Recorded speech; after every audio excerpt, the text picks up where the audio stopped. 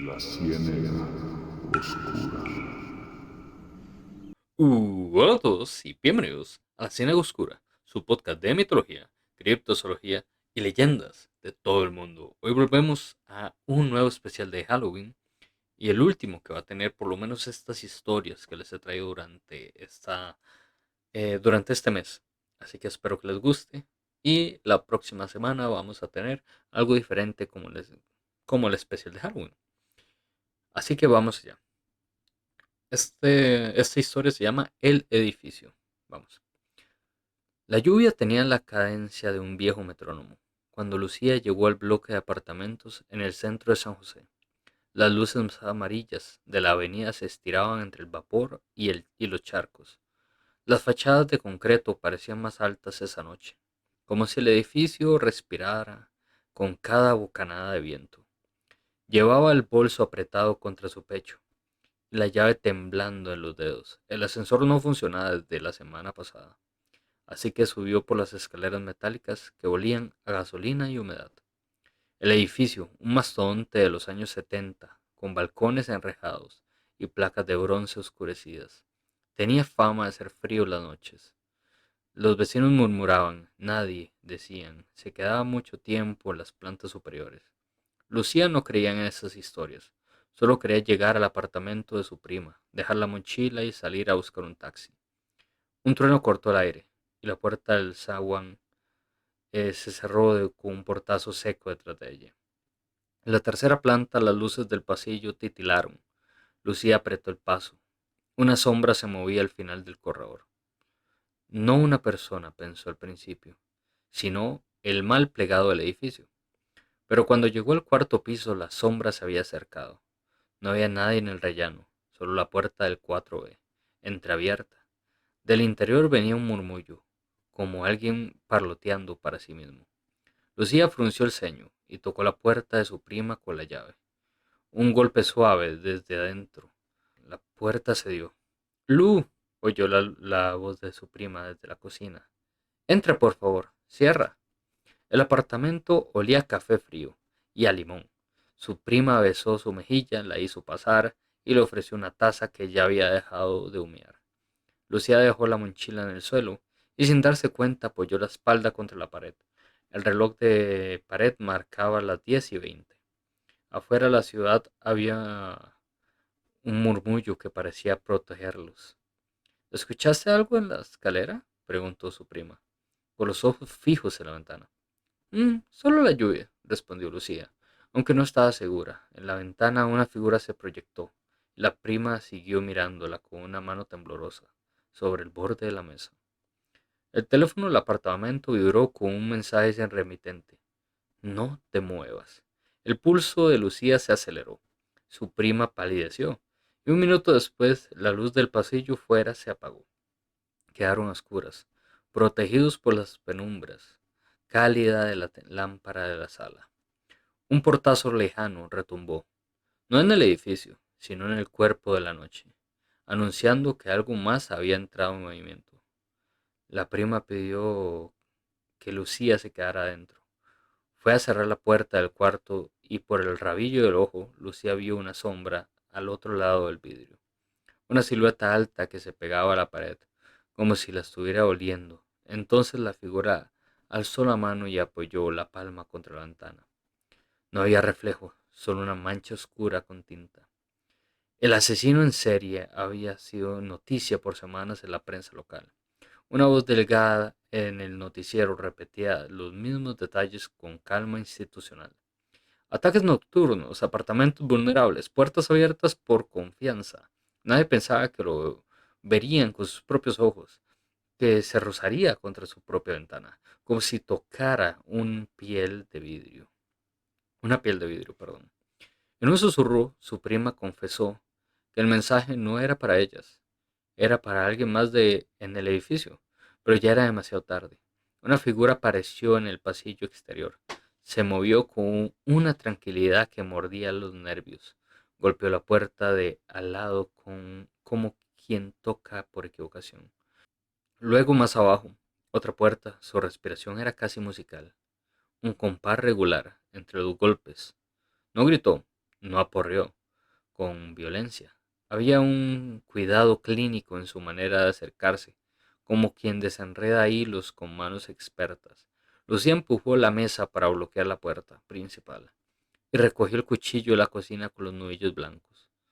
La prima apagó la lámpara y las dos se quedaron inmóviles, escuchando. Los golpes se acercaron hasta detenerse frente a su puerta. Tres leves toques, una pausa, dos toques, como un salmo macabro. Las manos de Lucía temblaron y el cuchillo se deslizó, dejando un punto de luz reflejada en la hoja. ¿Qué quiere? Murmuró la prima. La voz desde el otro lado, cuando finalmente habló, fue una voz sin edad, sin humor, que parecía venir de un pozo profundo. Solo pasar, dijo. ¿Puedo pasar? La prima apretó la cadena de seguridad y suplicó que se fuera. No se fue. Su respuesta fue un chasquido sordo, como si algo golpeara contra la madera. Y entonces los ojos de Lucía se fijaron en un detalle que le congeló la sangre. Por la ranura de la ventilación, al pie de la puerta, la cortina metálica se separaba del balcón del pasillo, que vibró. La silueta de una cuerda, un gancho, quizá una herramienta, estaba en la rendija. No tenía intenciones de pedir permiso. La pregunta era performativa. Hay otra salida, susurró la prima. La de servicio por la cocina. Lucía sintió. Ambas se deslizaron hacia la cocina, con las luces apagadas, cruzando el pasillo interior, que llevaba al patio cerrado. La noche estaba pegada a los vidrios. No sabía si el asesino seguía en el perímetro o si esperaba pacientemente a que la puerta cayera. La cocina daba a un corredor de servicio que se descendía a un patio interior en penumbras. El suelo estaba resbaladizo por el agua de la lluvia, que se colaba por una grieta. La prima buscó en el armario un encendedor y una linterna, cualquier cosa que las guiara. Cuando encendió la linterna, el haz cortó el corredor y lo que encontró las dejó sin aire. Una sombra se inclinaba junto a la trampilla del sótano, donde antiguamente se guardaban las cajas viejas. Tenía las manos manchadas con algo oscuro, no necesariamente sangre, quizá barro. Miró hacia ellas lento, como quien reconoce un sabor conocido. No haga ruido, dijo Lucía. Se acercaron de puntillas. La salida estaba al final, una puerta de metal con una cerradura que hacía años nadie usaba. Las llaves de la prima temblaron en la mano al girarlas. La figura del pasillo se movió entonces con una delicadeza mortal. No corrió, no chilló, solo caminó, con pasos que parecían calcular la distancia perfecta para evitar que el suelo crujiera. Cuando se acercó a la puerta de servicio, vio que ya no estaba cerrada. Sonrió por primera vez. Fue una sonrisa que no alcanzó los ojos. Era una mueca mecánica, exacta, sin humanidad.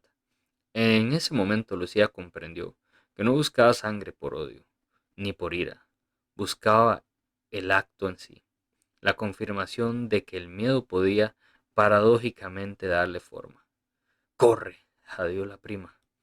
Lucía empujó la puerta hacia el patio, mientras la figura se movía a bloqueos, con la velocidad de quien aprende a medir el silencio. Salieron al estrecho pasillo trasero, contenedores de basura, paredes salpicadas de grafiti, y al final una escalera de emergencia oxidada que llevaba a la calle. Afuera la lluvia caía con más furia, como si la ciudad quisiera ocultarlas. Subieron por las escaleras de dos en dos. El metal crujía como carnes viejas, y al llegar a la baranda vieron que abajo, en la puerta por la que habían salido, la figura se paró y alzó la vista. Tenía la cara tapada con una bufanda, los ojos destallaban en la oscuridad, como carbones encendidos. En la mano sostenía algo que relucía. Lucía sintió que la garganta se le helaba. No era un cuchillo grande, sino una pequeña herramienta de precisión, afilada, como las que alguien usaba para cortar una cadena.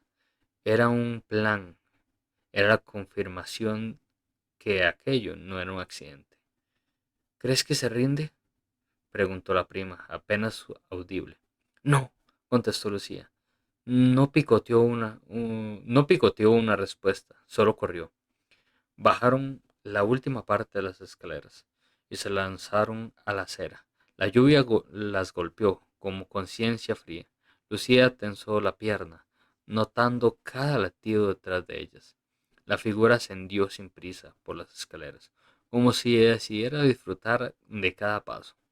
Nunca corrió, nunca gritó. Caminaba con la paciencia de quien sabe que el mundo tiene pliegues y que tarde o temprano alguien tropezará. Se separaron al llegar a la primera esquina.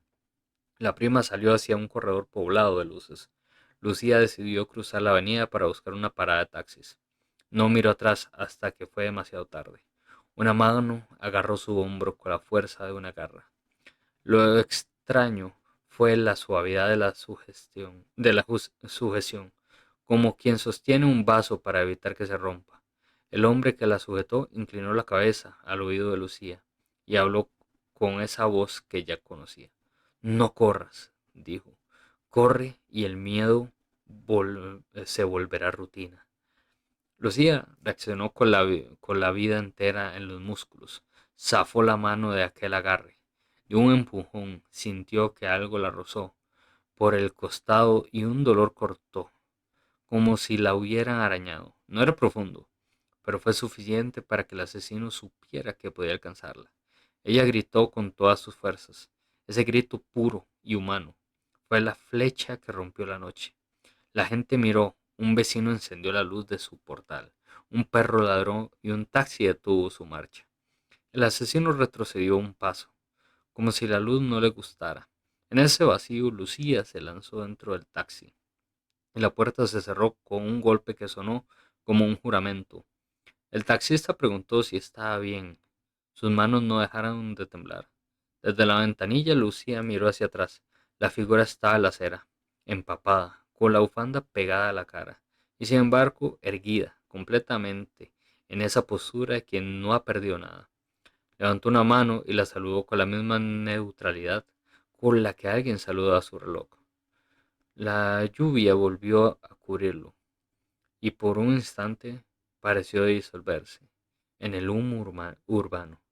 Luciano volvió al edificio en semanas. La policía hizo rondas, pusieron vigilancia, la prensa volvió a llenar horas de programación con voces graves. Hablaron del patrón de las señales, de los intentos, buscaron testigos, renombraron viviendas, discutieron la intensidad de reforzar las puertas y cambiar cerraduras. Pero la memoria de Lucía no aceptó ninguna medida técnica. Lo que recordaría por las noches era la sensación de una voz en la nuca, del frío de una mano que pesaba como una decisión irrevocable. Meses después, en una madrugada que olía a café y pérdida, un mensajero dejó en la puerta de la casa de su prima una nota blanca con una letra pequeña, casi exacta. No olvides que el silencio tiene puertas que no necesita pestillos.